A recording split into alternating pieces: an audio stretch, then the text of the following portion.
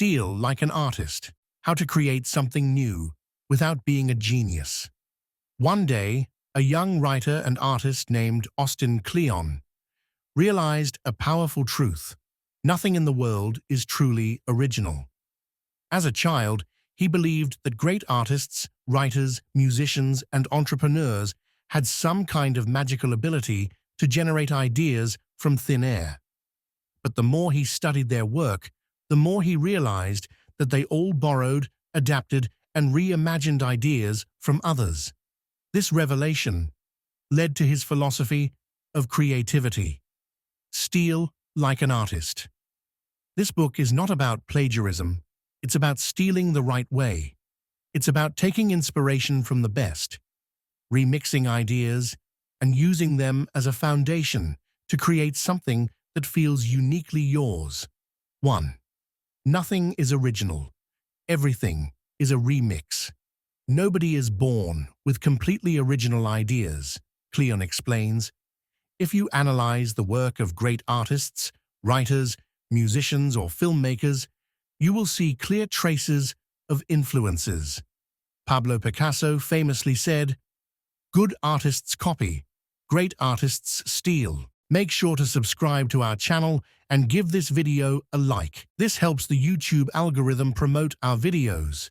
Thank you so much. And now we continue our story. Steve Jobs admitted that Apple's products were built by borrowing and improving existing ideas.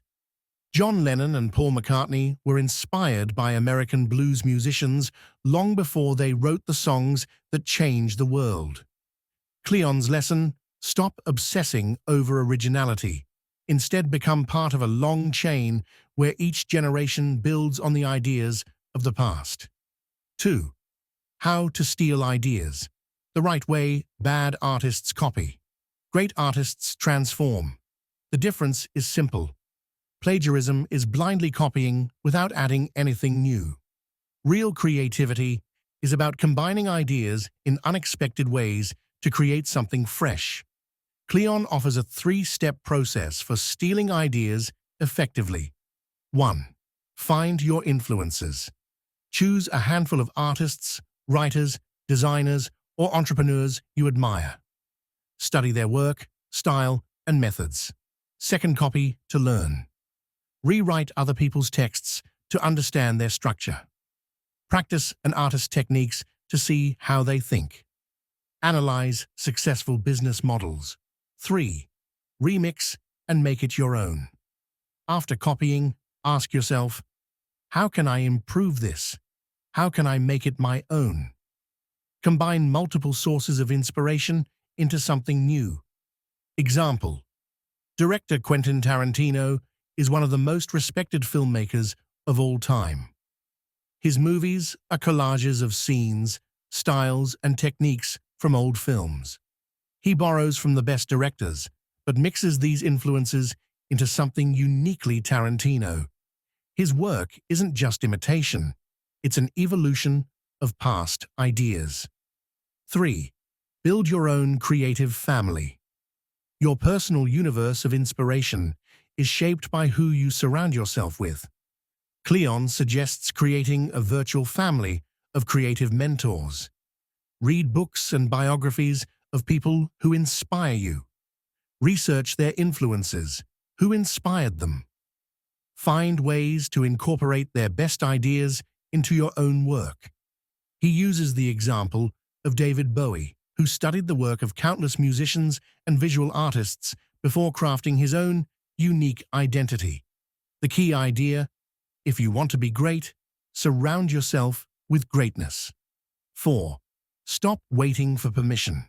Start creating. Now, one of the biggest mistakes aspiring creators make is waiting for inspiration or approval. Kleon's advice: you don't need permission from anyone. You are already good enough to start. Many people hesitate to begin because they feel they're not ready.